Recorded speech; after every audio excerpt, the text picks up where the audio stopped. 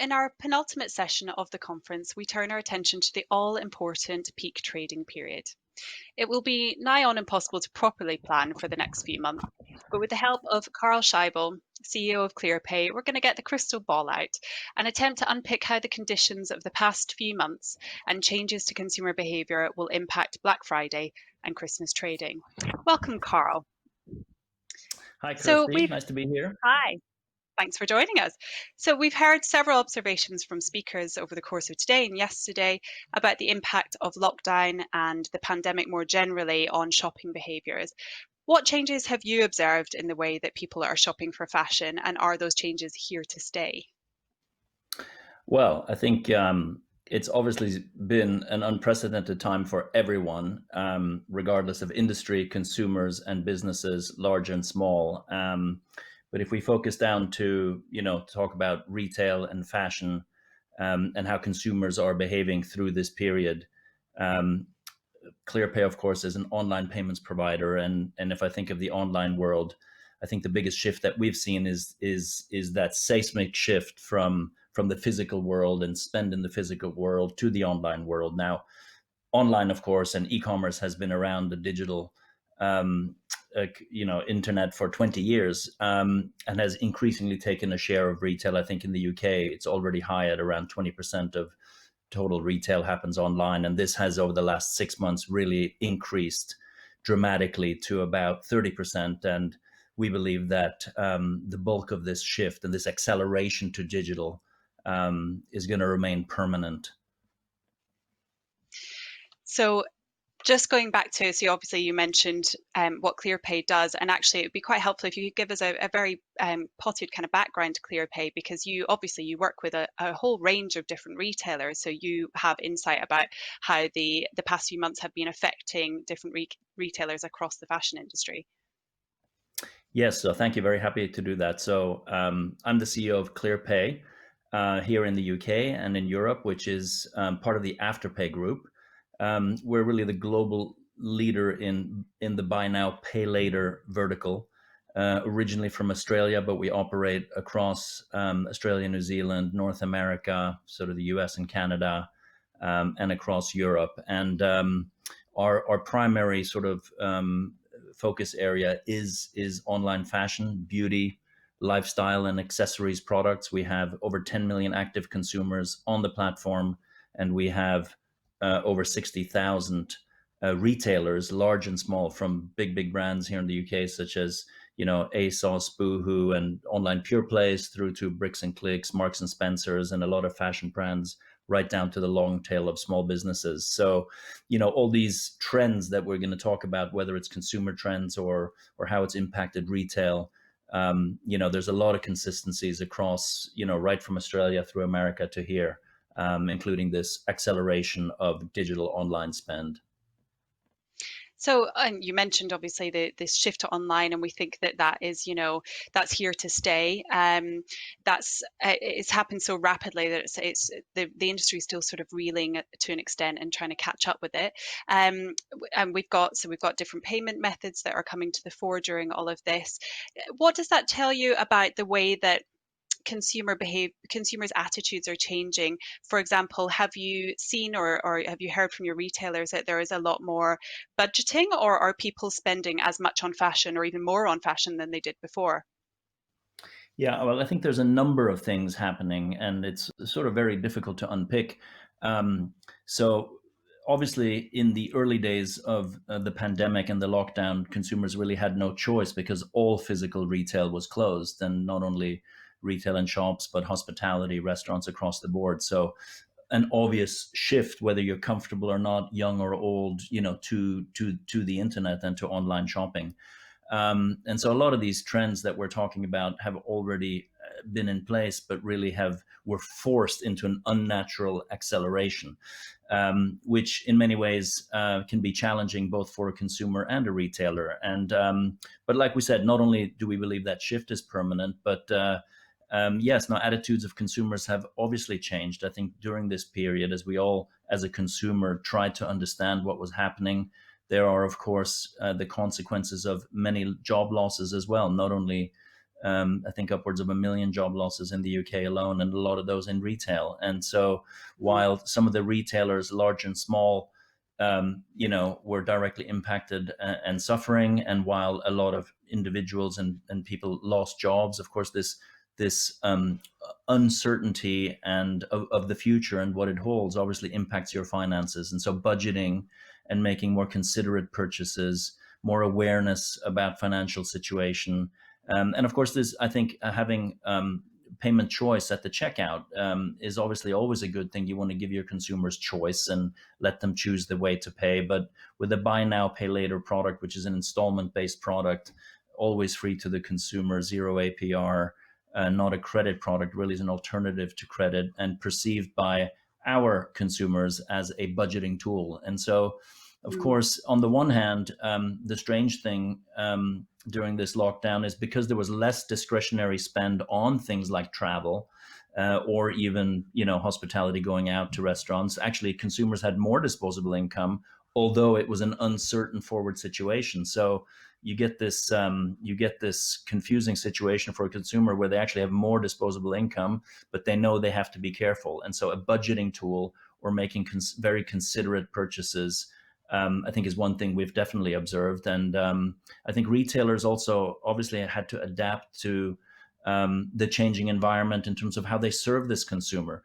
An influx to more e-commerce meant obviously stress testing your back end capabilities as a retailer. So warehousing, logistics, supply chain, delivery times were impacted in the early days, as we remember, of the lockdown. And of course, that has a knock-on effect then on the consumer experience. And so how do you handle that? How do you handle returns? The previous session was about returns. And so all these things come into play. And of course, when you're an online pure play, and you have the setup in place for a lot of this, it might have played into your hand and you would have benefited as a retailer. If you were largely sort of 80-90% of your business in the physical world, that digital transformation and is of course more difficult. And then ultimately, when you're a small business, and we should talk a lot about independence as well, because I think there's been a lot of support in the UK up and down the high street for the independent retailer, the independent shop, now that things have gone up, Definitely. to help support your local community. And yes, while a lot of these small businesses benefited from some government payments, they were also, I think, forced to rethink how they more aggressively go online. So I think all these things come in together: the consumer trends, the consumer fear, as well as the merchant adapting. And it's really been an unprecedented time, but very positive in many ways for those people who managed to adapt. You mentioned about when we were talking about budgeting that people did actually find that they had a bit more disposable money to spend, but then also were very conscious of the uncertainty in terms of their jobs, and so they perhaps were just being a bit more careful about planning what they were buying, deliberate purchasing choices. So does that mean, did you see a huge uplift in or uptake in terms of the use of buy now, pay later and pay in installments? So we've seen a few things. We saw, of course, the general increase in an acceleration of trade, in the digital channel. And then, yes, the uptake of alternative payment methods, alternative credit provisioning, such as buy now, pay later, and the uptake of ClearPay. So we've doubled the number of consumers that we've signed up in the period. So a lot of interest, and also from the merchant side, a lot of merchants who were already large retailers, who were already in a public sort of digital transformation period, looking for new ways to innovate, looking for new ways to attract a younger consumer. A lot of our consumers are millennial and sort of in the sort of 18 to 33 age category, probably more tech savvy on average, and of course attracting this very concentrated, largely debit card holder, living within their means type of consumer, is attractive to a large established retailer. So absolutely, we saw that. The other thing I think we saw is not only the overall increase of volume and shift to digital, but the whole mix of the products changed. So obviously, formal wear, office attire, office wear, less of that, much more of athletic wear, fitness products, DIY. So again, the merchant mix, not only in on the retailer shop front, but what was selling, what was trending, a lot of beauty products. Um, Again, a visible shift during this period. So, as we approach Black Friday and the peak trading period, what impact has, we've just gone through several different ways in which the shopping behavior has changed. So, what will we see? What will the impact be on the peak trading period? Do you think that we'll just see those same trends extending through Black Friday and Christmas in terms of more people shopping online, more people shopping locally, buying the same sort of product categories that you just mentioned have been more popular during the past few months? Will we just see a continuation of that, do you think, or will it evolve? I think it's so difficult to Crystal predict the ball time. future for any of us in this sort of next 3 to 6, let alone 12 months. But yeah, so there definitely will be that continuation. But I do think, as we think about Black Friday and the run up to Christmas, of course, it's a very important period for retail, always has been. I think some would argue, if you look at the last two Black Fridays, if you look back for a minute, it's been kind of crazy. The Christmas sales, the pre-Christmas sales, the pre-Black Friday sales, so everything was being brought forward already, I think, as a trend. And again, if we think about some of these trends as being trends that are already there, I think the question is, how does what has happened accelerate some of these and make them, if you want, permanent? And I think there was also maybe a backlash on Black Friday, especially last year. If you remember, there were a few retailers who said we were not going to take part of it. Mm, So again, I think there's that consideration as well. I think we saw in the early days of the lockdown, and then when the economy opened up again, of course, there was a lot of discounting. I think there was also a lot of inventory that hadn't shifted, and so there's different reasons for why, obviously, retailers discount. Some heavy discounting, if you remember, just a few months ago, 75% off. I mean, unprecedented. And so I think if you then fast forward and think about Black Friday and Cyber Monday, what will that look like? I think, of course, consumers are going to look for deals, and merchants will look to capture their share of spend. That's obviously going to continue. But how do they differentiate, and how do they position? How do they get their timing right? I think that's one. I think consumers are. Obviously, I think they're going to start earlier the Christmas shopping. Um, we're October 1st now, so we're not that far away, mm, and I think there's a few reasons for that. I think what the lockdown also taught us is, um, you know, things ran out. You remember the empty shelves in the supermarket. Well, I think if there's a good offer on, or something hot is trending, it will run out. So that's one thing, the fear of missing out from the consumer perspective. The other is just if we do have a run on increased digital, is the logistics and delivery, reality or nightmare that could happen. And so you want your product on time. You don't want to leave it too late to have the product not arrive on time. So I think those are, in the consumer's mind, I think, some of the drivers. And again, a reality that I think a good retailer has to get in front of. And we've seen a few of the big department stores have already launched their Christmas shop. Some of them did it, a few weeks ago. We had a release come through this morning from Liberty talking about Christmas sales being up year on year already. And it's people buying things like Christmas baubles. So that I don't think is necessarily because they're worried they won't be delivered in time, but is more. I wonder if there's that feeling of just looking ahead to something positive. And actually, there's all this talk of how it's going to be a tough winter. There's tough times ahead. So actually, well, we know the one thing that we can all enjoy, even if we're in sort of lockdown and stuck at home, is Christmas. So do you think it's also that there's going to be that idea of like, let's just go big on Christmas and splurge on Christmas this year because it's something positive that we can focus on? I think a lot of people, not only for Christmas but in general, have treated themselves to something nice in their life in this difficult period, and or bought things for the home as an upgrade. Um, and making your home look nicer. So I think there's an element of that. I also do think there's an Mm. element of a lot of people, are away for Christmas or away with family, which won't happen this year, and going to be at home. Maybe that explains some of the Christmas decorations and things that are already being sold. Like, if you don't have any, you have to buy them now. Yeah, I But guess. I think you're absolutely right. I think there's an element of treating yourself, and I think again, if you think about ClearPay and the products that we and the brands and retailers that we support in that sort of lifestyle, fashion and beauty category, these are not everyday spend items, nor are they the sort of big, Mm. once in a decade, investment items. These are purchases, particularly around beauty products, but also around fashion that make you feel good, and whether it's for yourself or for your home. So I think there's absolutely an element of that.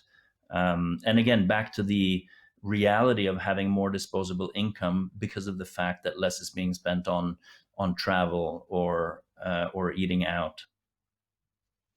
It does bring you back to the question of whether retailers and brands are going to go really big on discounting right the way through from, at least a week, probably more than that before Black Friday, all the way up to Christmas. Because on the one hand, you've got people who really want to buy nice things for Christmas and perhaps they will splurge, but actually also, increasingly people are bargain. We know people are bargain hunters online anyway. More people will be shopping online this peak trading season than ever before, I think it's safe to assume. And so they can do a lot more kind of cross comparison of discounts and prices. So I just I don't know if there's a question in here, but I just wonder whether retailers will kind of resist the temptation to go too heavy on the discounting and try and preserve some of their margins, or whether we're just going to see big blanket discounts from now until the end of the year. And in which case, what will happen? Will there be Boxing Day sales? Will people still want to go out and shop at that point, or is that the end of Boxing Day sales for this year? I think we'll see both, and I don't think there's a right answer. I think a good retailer, tries to differentiate and carve out something that they stand for in their category, and that speaks to their customer base. And so I think, and as we talked about these sort of mega trends, whether it's consumer, skepticism of credit and preference for debit or budgeting tools like buy now, pay later, or whether it's the backlash that we already saw last year with some retailers that did not want to participate in Black Friday, Mm. that resisted this heavy discounting because it had gone too far.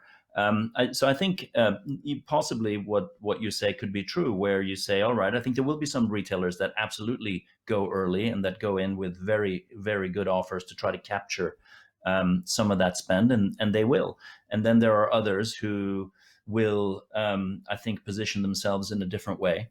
And maybe with a different product mix, maybe with a different approach, maybe with better customer service around the online delivery, maybe with more flexible, returns policies. So I think again, like, there is no right answer, no way of doing it. I think every retailer is, of course, trying to, especially the retailers that have been hit with slowing sales on the high street, and for whom the online channel has become even more important. So I think it's the Mm. retailer. All of them are different, but they're going to have to get better in order to adapt to that situation and find a way to differentiate to capture that spend. So I think you'll see a bit of both.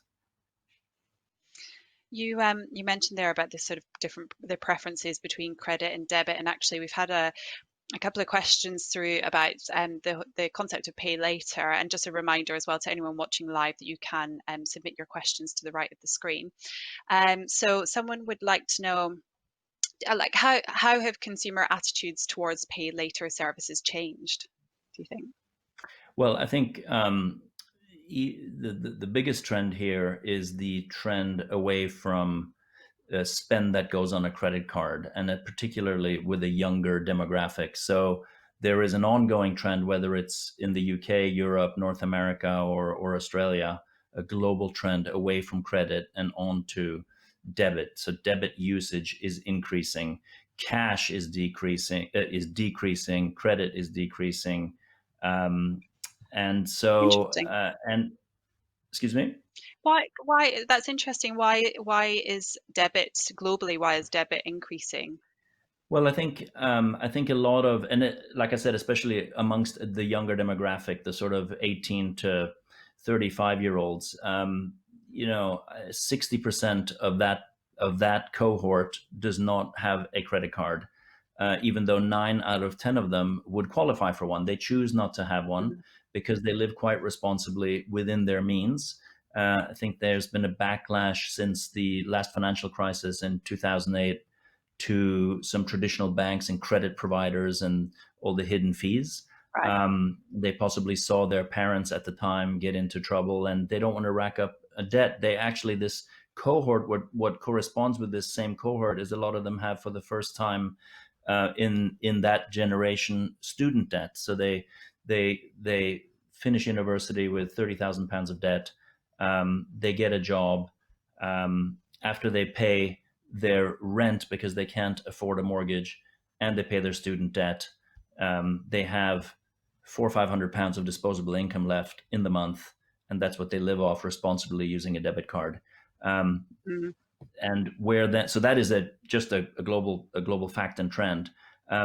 When you layer on a installment based zero APR, always free to the consumer, buy now pay later offering such as ClearPay, you give that consumer really a budgeting tool, and a little bit of financial flexibility, which allows them to make those one or two purchases a month, again, for themselves and their lifestyle.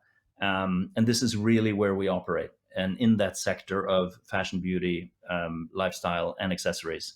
And so, again, if you come back to these mega trends of what's happening with spend and what instruments they go on, what the consumer is feeling in terms of uncertainty and living within their means, the ability to budget around that in an uncertain COVID world with retailers that are trying to innovate and capture spend. I think all of these things come together quite nicely and are driving some of these behaviors. So I think I think there are, again, like we said, a number of reasons and underlying trends that were already happening that are only now maybe accelerating and becoming permanent because of what's happened in the last 6 months. There's quite a lot of interest in this from those watching. Someone was wondering about, like, have you had any backlash against about customers getting into debt?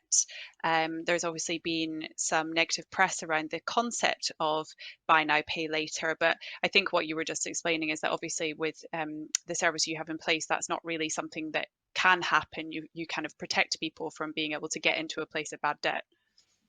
Correct. I think the the fastest way to get into debt is to put all your spend on a credit card and not pay it back, which then leads to a mounting spiral of debt. That Mm, is just physically not possible with the ClearPay service. You have to pay back the four installments in a 6 week period, again at zero cost to you. Um, and if you don't pay back or are not able to pay back, we freeze that account. We do not allow you to make a second transaction. So right. this debt spiral or accumulation of debt is actually not possible, and that protection is built in, which is again why it's so appealing to this debit card holding younger demographic. Do you think there's been a process of educating people about that? Because I guess, people will see certain media reports, so they might have a perception. I suppose it ties in with the question that someone else asked previously around attitudes towards pay later services and how you can reassure customers that actually it's a good option and not something that they should be worried about. Yeah, well, I think, like I said, we have over 10 million consumers globally on our platform. In the UK, we have 1.5 million consumers which have joined the platform and are actively using this product on thousands of retailers in the UK. And we have a Net Promoter Score, an NPS score, a satisfaction score of 86, which is unheard of for financial services companies. It's higher than Apple, and so Wow. what we know is that our consumers love the service that we provide, including the protections and the budgeting financial flexibility. Yeah, it's really interesting. I think what the growth in this model of payment has told us about the way that people are shopping at the moment and the way that they budget. I think going forwards, it seems like it's going to be an even more popular tool because there is going to be the economic repercussions of COVID-19 are going to rumble on for quite a long time. And there is also a question that's non-pay later related. Someone just wanted to know whether how retailers can ensure their digital offers are in the best shape to capitalize on the shift to online, which we've sort of already touched upon. I know you ran through a few things, but it's something I'm interested in as well. It's that idea of how retailers can make the most of the current situation, particularly those that are multi-channel and perhaps have had to, over the last few months, really pivot their attention to online to try and capture the spend of people that are coming onto their site for the first time. So what would you say are the kind of key things that you need, apart from, I would have thought, different payment methods would be one good one, but are there, what other things do you think retailers can do to capitalize on this shift? Well, I think, yeah, obviously having payment choice at the checkout is, we believe, a good thing, and I think giving your consumers the right or the the possibility to choose the way they want to pay. Just like in the old world, you could pay cash, write a check or put it on a card. It's really the digital manifestation of that. Give people choice at checkout. But I think for retailers, it's all about having a model that you believe in and that you're really good at. You got to be good at what you do. And I think so the merchandise, the products have to be right, the navigation and the usability of the site, the search has to be right, it has to be quick. And then of course the product mix, but ultimately the consumer experience and how I think we all judge a retailer is not only what we see on the website, but it's the whole cycle through to delivery. How fast was my item delivered? Was it the right item? If I had to return it, how easy was that? The whole sort of, I think there's and we saw also, I think through the chaos of March, April, some retailers, some online pure plays that did really well and capitalized on what, and others who struggled because of warehousing difficulties. And of course there's the reality Mm. of, even though it's all online, if the warehouse remains physical, and of course you have to provide a safe working environment in the warehouse. So it's the social distancing in the warehouse, of course, dealing with also staff and shift work where people get sick. So it's just because it's digital doesn't mean it only happens on the screen. It's a very complicated business, as all retailers know, and it's perfecting what you do across the chain. And of course, that it's always been the focus in the past with the Black Friday peak has been making sure that people have the capacity built into their warehouses. But as you say, the challenge this year is going to be anticipating the demand, building in that capacity, but doing it in a COVID-19 secure way that includes social distancing, which I think will be a huge challenge for most retailers over the next few months. But as you say, the getting that right will really help people to increase loyalty, I guess, won't it? Because if they've got people that are shopping with them for the first time and they're shopping with them in the run up to Christmas, if they don't receive their parcel, that really could be quite brand damaging. Yeah, no, I think you're absolutely right, and I think the omni-channel. I mean, let's not forget, the economy is open. I think the government is trying to keep it open, including schools, and that's a good thing. I think some people will prefer not to go out to shop, but I think a lot of people will, and I think a lot of retail formats have adapted very well in the physical world. And I also think, the omni-channel presence for retailers is really important. So the ability to buy online, pick up or return in store, or so I think getting that part right as well is very important. And just before we run out of time, I really do want to get the crystal ball out now because I'm intrigued to know. So we've been talking about the peak trading period, but looking forward to next year, what do you think will be the trends or the challenges and opportunities that kind of that come to retailers in the first half of 2021, which is looming very suddenly? Very, very daring for anybody to get the crystal ball out these days. But if we think about 2021 and for retail in particular, I think, like I said, some of these underlying trends have been there for a while, and they've just been accelerated. And we believe that they're permanent. So the shift to digital, or the acceleration to digital from 20 to 30% of total retail, we believe is permanent and will continue to grow faster. I think the digital transformation that retailers have already embarked on is forcing them to get even better across the supply chain. I think that's also a permanent reality. People have talked about the sort of death of the high street. The high street is never going to die, but it's adapting, and a lot of retailers have a footprint that is maybe simply too large. And how do you right size that? Again, that's being accelerated, sadly, with the shop closings that we see. But it's also, again, a trend that was already happening, and the acceleration of that just being more permanent. So I think those are some of them. And on the consumer side, I think more choice, looking for better deals, being more considered in their purchases, appreciating budgeting flexibility and payment choice at the checkout, and ultimately the expectation of the retailer remains the same in terms of customer service, right through to delivery and returns. Brilliant. Well, unfortunately, we've run out of time. Thank you so much, Carl, for joining us to talk about what the upcoming peak trading period has in store, and for getting your crystal ball out, even though it's nigh on impossible to do. Thank you so much.